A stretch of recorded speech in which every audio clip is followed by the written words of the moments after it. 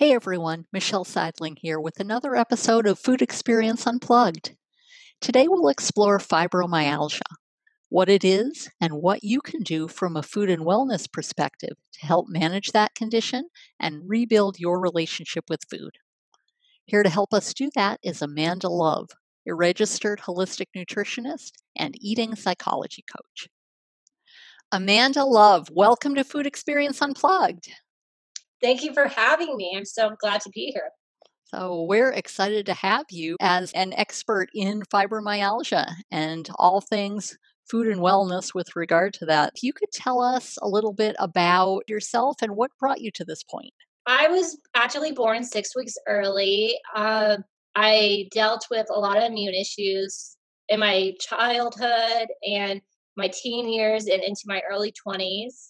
And so what happened was I completed a personal training program after high school. And then at the age of 20, right after that, I was so um, in pain and fatigue. I was so tired, right?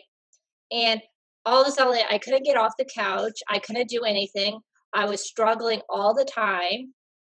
So then I, in that same year, went to a rheumatology place. It was like one of the top ones in the country. And it's actually in Mesa, Arizona. But they just decided to put me on the medications, and I was only on the medications for a few days because it was making me feel nauseous. And I'm like, I can't be on this medication for the next 60 years. Mm-hmm. And it wasn't doing anything. And so they said, oh, you could do physical therapy. I did physical therapy for several weeks. And then I saw like a pain management place right next to the physical therapist place. And there's a test. What they do when they diagnose you with fibromyalgia is they have this like test called a trigger point test, and they'll touch all the different parts of your back, your legs, and then if you have 13 of the 18, then they'll diagnose you with fibromyalgia. Or now in the past couple of years, if they can't figure out what your health condition is and you've been dealing with the pain, the fatigue, the sleep issues for at least 3 months or more, then they will diagnose you with fibromyalgia. So what happened is the following year, um, I found a wellness chiropractor who said to me, well, actually said to my grandma, he said, oh, if she has fibromyalgia at the age of 20 years old, that she's been diagnosed with it pretty much her whole life and she's pretty sick. And so he did the stool testing, the blood testing, the saliva testing. And he also found out that I had a lot of food sensitivities. So I'm very sensitive. I have a sensitivity to gluten, soy, eggs, and dairy. And I actually have two genes. And so my parents have predisposed me to the sensitivity of gluten. And if I have children in the future, I might predispose them. But he said my gluten sensitivity was the highest he had ever seen, and that I didn't have celiac. So then I went through like a elimination diet for several weeks, adding in the food and taking out the food to see what worked and what didn't work. Mm. So Okay, wow. You've kind of refined it. So how now what were your food experiences growing up? Enter into the early adulthood. You mentioned, food sensitivities and things like that. Has it always been like that, or was it a gradual thing? I didn't find out till so this would be 2011, so it's almost been 9 years. So I was 21 at that point. But my childhood was normal, the normal type of foods, vegetables, fruits, whole grains and stuff, eggs, stuff that you think is healthy, but you realize that your body can't tolerate that food. So it's pretty normal. Hmm. Okay, so you weren't getting sick or showing any kind of symptoms? Actually, I probably was. I was. I totally believe I probably had it into my childhood, but I didn't know about it till I was like 21 years old. So what I think that's why I kept getting sick every 4 to 6 weeks. I had a lot of sinus infections, so I when I cut that out, that got rid of the sinus infections and stuff. So I think I probably had it early on. I just never knew I had it because people don't talk about it unless Mm. you're like go to a naturopath. The doctors don't know, and doctors have very little knowledge of nutrition, so they're not going to tell you about that. You mentioned some genetic predispositions, but do you feel like that contributed to your fibromyalgia, or what factors Um, do you think contributed to that? I think a lot of times with fibromyalgia, people have food sensitivities. I also believe which are making them ill, and then they have a lot of immune issues. I think a lot of times it's long-term stress that people are just so stressed out nowadays and stuff. And so I think it's a combination of a variety of different things why you get any health condition that you get. It doesn't Mm, have to be fibromyalgia. okay. And food plays a big part. So Sure, absolutely. So now you specifically coach people with fibromyalgia. Now, how did you decide to focus on that? Just based, I'm sure a lot of it based on your own personal experiences, but what really drove you to want to serve them? so during the time I was going to the wellness chiropractor, I went to him for like 8 months. I decided I've always had a love for nutrition ever since I was in my 10, 11 years old. So I knew after the personal training program, I wanted to go into nutrition. So then during like after I had seen the chiropractor, I decided to do a health coaching program with the Institute of Integrated Nutrition. But it didn't get it into in depth about like your body systems as much as and stuff. So that's when I decided after that program, I decided to do the Canadian School of Natural Nutrition to become a registered holistic nutritionist because I think our bodies are more complex than people realize. And Mm, it's not just one thing that's going to fix you. And your health concerns relate back to your body systems, like the immune system or your digestive system, and it all interacts. So, interesting. Yes, and I'm sure maybe are you finding in your work that different people have different levels of fibromyalgia, or it affects them differently? yeah, people, I think it just depends. And a lot of times, I think that like how old you are depends on how much like you might be on more medications. So it all takes time. I think it just depends on where the person is and what they're doing. They might be thinking they eat healthy, but they're not, they're still having the soy or they're still having the gluten that's still affecting them. And then also it just a lot of people are on way too many medications these days. So those have a lot of side effects. So it just depends on what type of the person is and how old they are and all these different factors. Okay. So does fibromyalgia affect different demographics primarily, or is it pretty much across the board, everything from someone young, like with your situation, to not showing up until you're older? Actually, I have talked to people who are young in their 20s and stuff and their 30s, but a lot of times I think the problem is people don't get diagnosed till they're in their late 50s or they might be and so then by that time they're in their 50s, 60s and they've been dealing with it for so long they have the mindset of well I'm just going to deal with it and I'm not going to fix it. So Mm, I think the earlier you get diagnosed, maybe the better it is because a lot of times they go from doctor to doctor hopping and they are mm. not getting the right answers. Like I totally did that. And so I understand why these people don't believe that they could get better.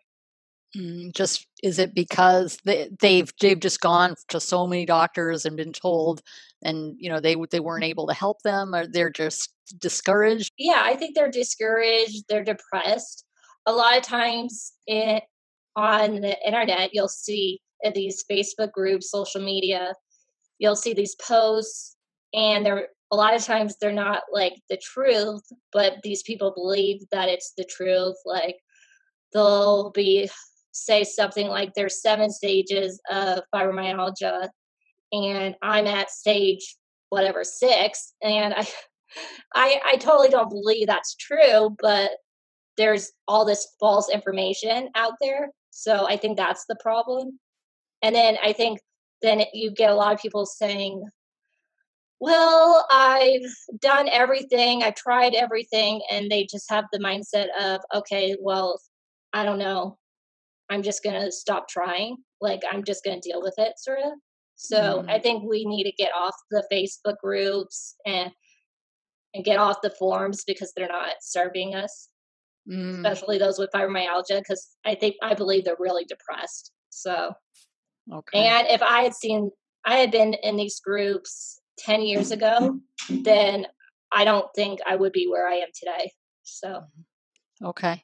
So they're just the experiences that people with fibromyalgia have had with various support groups or doctors that can help them. All of that kind of contributes to their yeah. not wanting to address the situation anymore.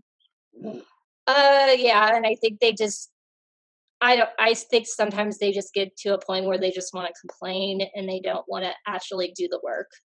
And it Mm, takes I mean, I'm sorry, it takes work and it takes the right mindset for you to get better, and you have to get the right help. You can't do it by yourself.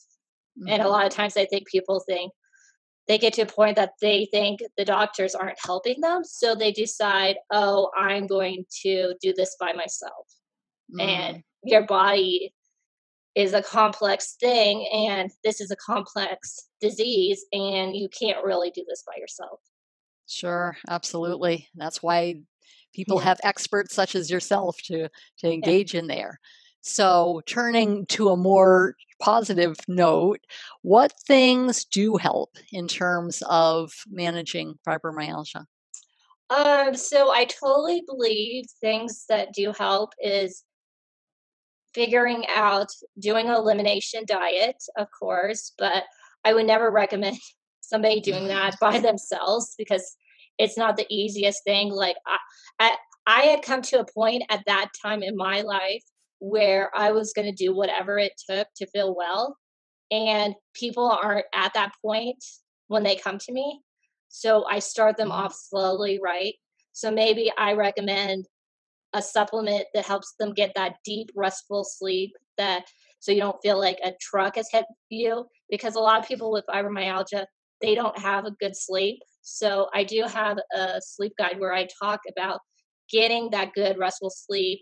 And I also talk about how much you should be taking because I think a lot of times when where people say, "Oh, take this supplement," but then people don't know how much to take.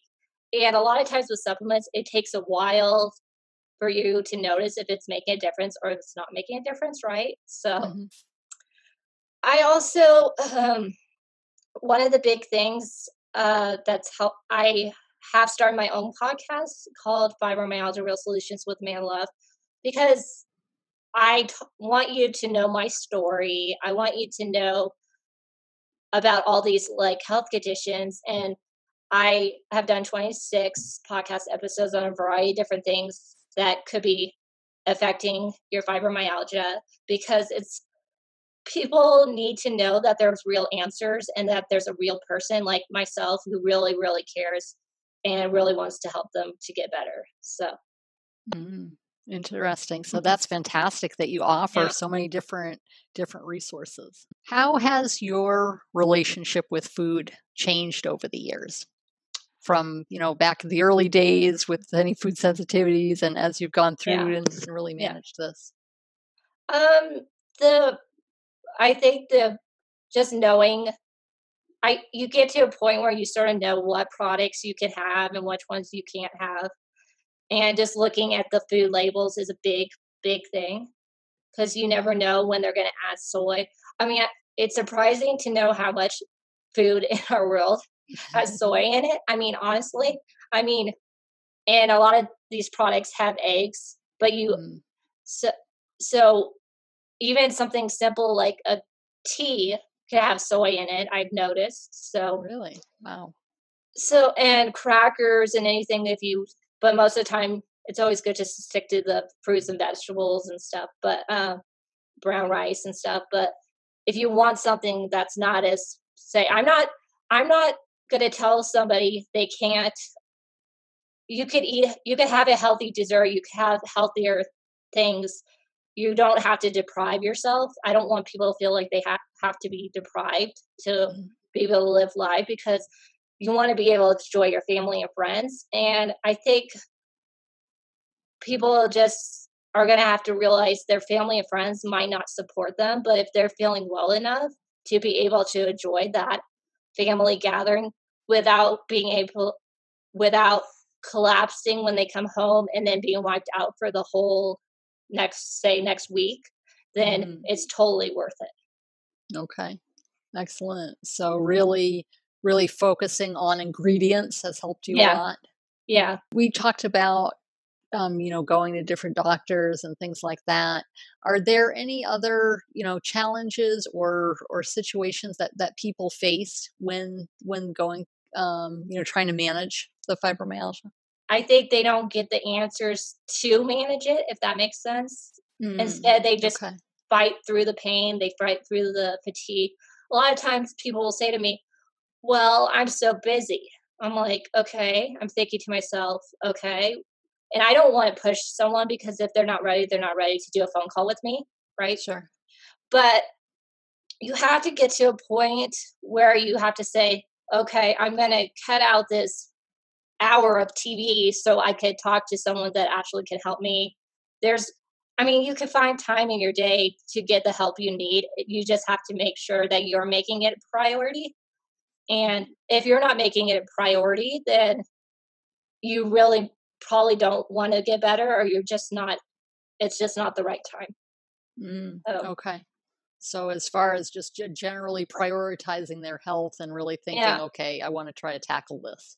Yeah, I think a lot. And it's not, I, I mean, besides the phone calls I do, which take time, it's not get what I recommend. It's not going to take a lot of time out of your day to do. You mentioned as far as, trying the elimination, other things. What are some other things that people do to manage the fibromyalgia? With managing your fibromyalgia, you have to have the the right supplements to manage the fibromyalgia, like the 5-HTP, and it's all individualized. So I can't really say exactly what I recommend, because I don't want to just throw out like supplements and Oh, sure. yeah, and not know exactly what the person's dealing with. But it all supplements are a big thing, and just making sure you take the time to relax, to rest. People with fibromyalgia, we might work on getting their energy back, but they might still not have as much energy as the normal person their age has. And that's okay. It They could still do the normal activities. They might just have to take a little more time to relax, work on their stress, and do stuff that calms them and makes them feel happy. The big Mhm. thing is I want these people to be able to live a happy life. And right now, I think a lot of people with fibromyalgia, they're just existing, or they're not actually living. Mhm. Interesting. I like that. You're focusing more on the holistic aspect of it. Yeah, it's the whole body. And it's lifestyle changes along with supplements and diets. It all just depends on where you are in life and what you want to do with your life. Mhm. Absolutely. Now, what do you have you experienced with those that you work with as far as their relationship with food and kind of rebuilding that or refocusing that to some extent? It's very hard. And I think the people I work with, I think a lot of times they think they're going to get better within a week or a couple weeks. And it's a process, and that's what I tell them. And it all depends on how much they have done in the past and stuff, and what how many suggestions, because it takes several months to give a lot of suggestions, and I want to make sure they do the first 2 or 3 suggestions, and I don't want to give them any more suggestions if they haven't even followed through on those. So, Mm-hmm. you know what I mean? It's all just time. And I think we're in a society where we think we got sick and we're going to get better within a week and we're just going to be all good and everything. And we just want a quick fix. And that one thing is going to fix us, but it's a multiple of different things that you have to do to get well. So, Okay. So just kind of rebuilding step by step. yeah, you're rebuilding your body, your digestive system, you're doing all these things so you feel better. Okay. So I love how you do that. I love how you do that incrementally. You're Yeah. working with them over a period of time to really Yeah. focus their habits. That's fantastic. And So, at that, right in the beginning, they don't have the energy or the stamina to do too much. So you don't want to give them a lot of suggestions. So, sure, sure. Now, what are some success stories of maybe examples of people that you've worked with, or you're a success story in with yourself with your own situation as well? So, so one person, she started taking a supplement, and now she was walking with a cane, and now she's able to walk like 30 minutes a day. So that's very cool. And someone else, she was not sleeping during the night. She kept waking up during the night. She just woke up and she felt like a truck hit her. And so now she's getting that restful sleep that she always needed. So, mm, okay. So great. So as they've really focused on what their unique circumstances are with regard to the fibromyalgia, you think? yeah. And Okay. I think it's a lot of people just need someone to support them because during that time, I mean, during their whole journey with fibromyalgia, no one has supported them, right? So Hmm. they have their friends and family who are like, well, why can't you get up? Why can't you do this? Why can't you? And a lot of times, I think if they just can't do it, they're solely wiped out, so they don't have that support from their friends and family, and the friends and family don't get it. Or if they are getting up and they are going to work, or they're just pushing it through, and then when they come home they're just collapsing and their families don't know why they're not able to do anything else. Okay. And is that kind of what starts the cycle of just going to doctors and trying to figure it out? Yeah, I think you just go from doctor to doctor and you're like, okay, what's going on? Mm. Okay. Now, are there, we've probably come a long way with regard to research on fibromyalgia and things like that. Now, are of course, yourself who you focus on the fibromyalgia, but are there other types of medical doctors or other specialists who focus on that? There are a few people who are like, there is a podcast, and she sort of does the same stuff I do, and there's not a lot of people. There's a few, but they're probably, I'm, I'll be honest, they're way more expensive, Mhm. honestly, because they've probably been doing it for 30 years, 40 years, whatever, right? Sure. So, but a lot of the time there's just bad stuff, just stuff made up out there. So there's really not that much help out there.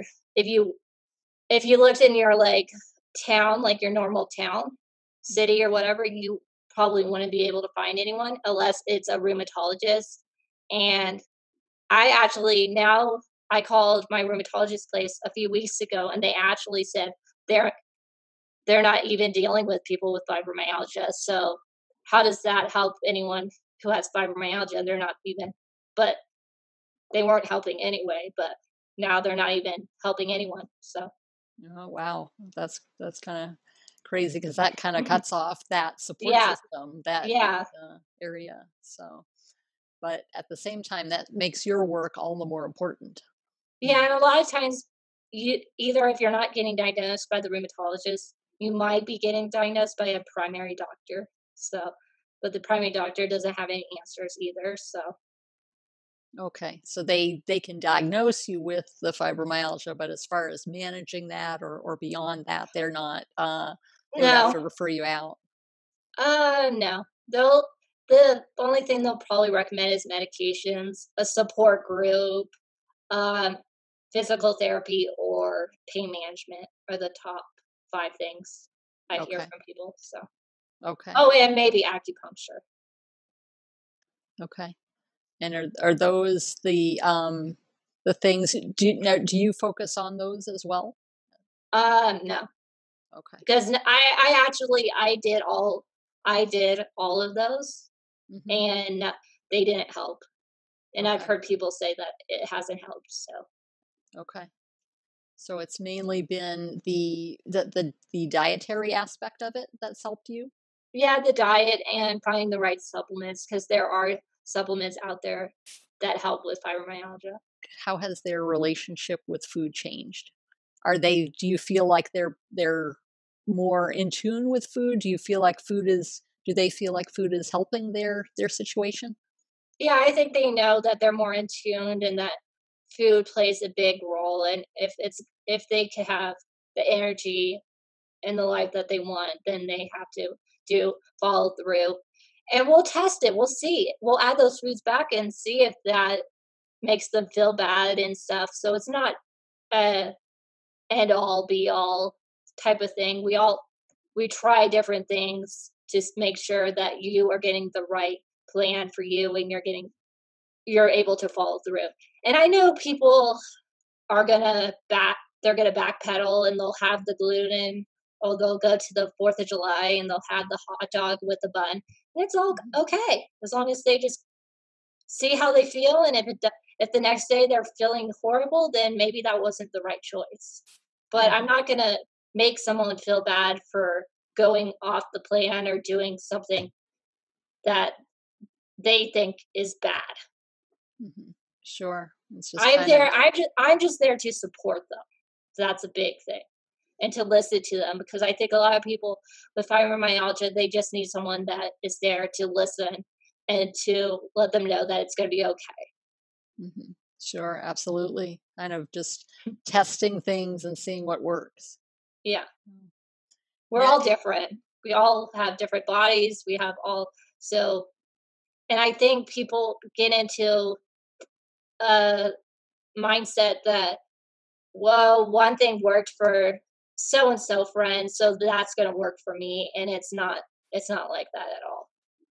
okay. So you could have two people who've, even growing up together or friends but they can have two different reactions or different types of things to manage the fibromyalgia. Yeah, and for like example, my I have all these food sensitivities, but I have a sister who's 2 years younger and she doesn't have those. She doesn't have to worry about those foods. I mean, she stays away a little bit. She does like the almond milks and stuff like that, but she doesn't have to worry about it. So I just think it's different people need different things. Hmm. Okay.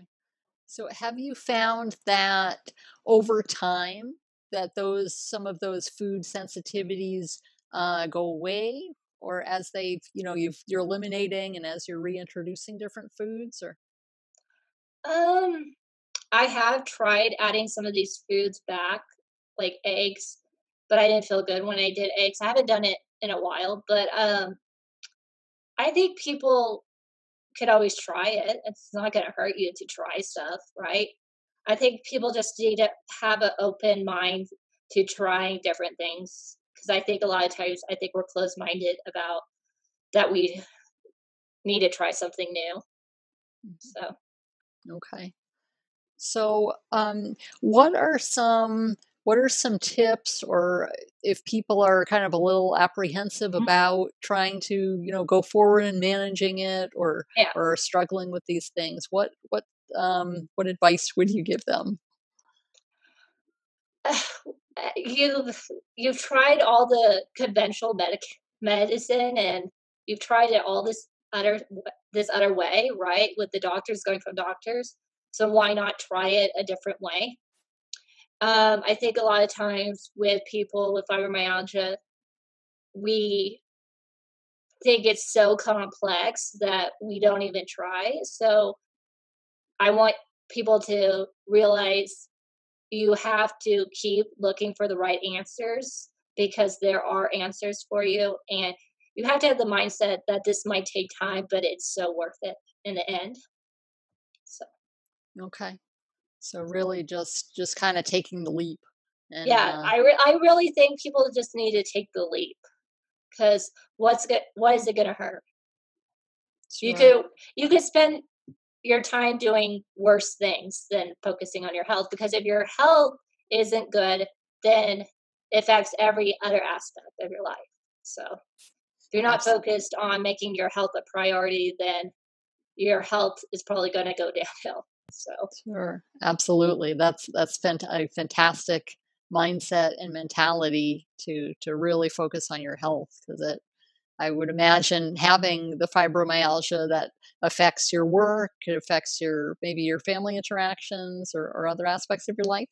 yeah, it totally. I think luckily I had people who wanted me to get better and stuff. So I had that support, but I think it affects all aspects of your life.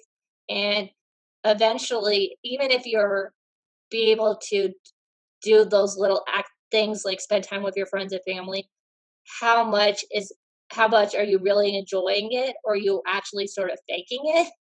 And are Mhm. you really, I mean, if you're able to go to work, which a lot of people say they can't, then how is that? How good is your work? Because you're in so much pain and you're so tired and you can't focus. So if you get your health in order, then you'll be able to start doing the things you enjoy again.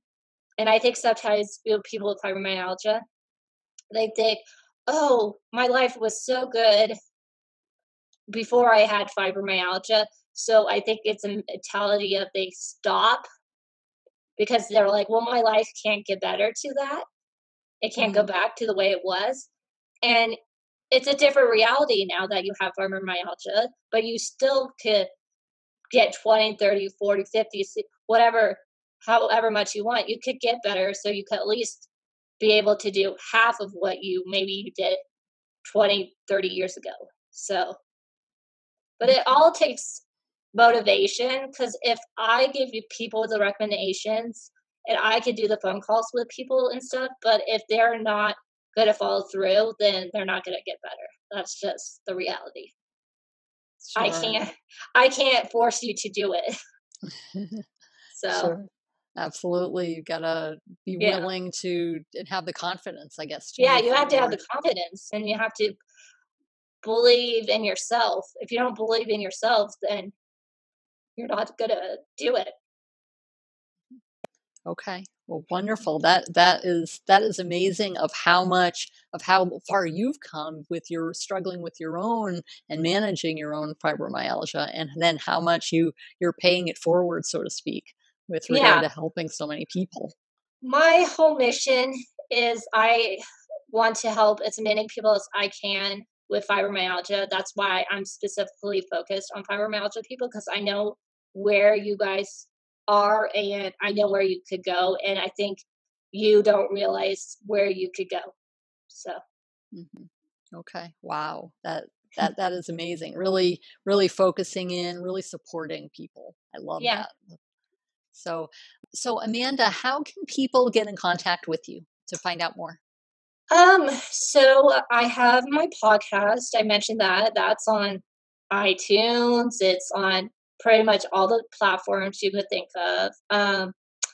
I also am on Facebook and Instagram, and it's just my full name, Amanda Lee's Love. And I also have a website where you can sign up for a free 45-minute discovery call where we could discuss your next steps and see if you're the right fit to work with me. And we figure that out. And so that's the best thing is to find me on those social media and to book that phone call, because the person who books a phone call with me shows me that they're at the point where they're tired and being sick and tired, and they really want to make a change.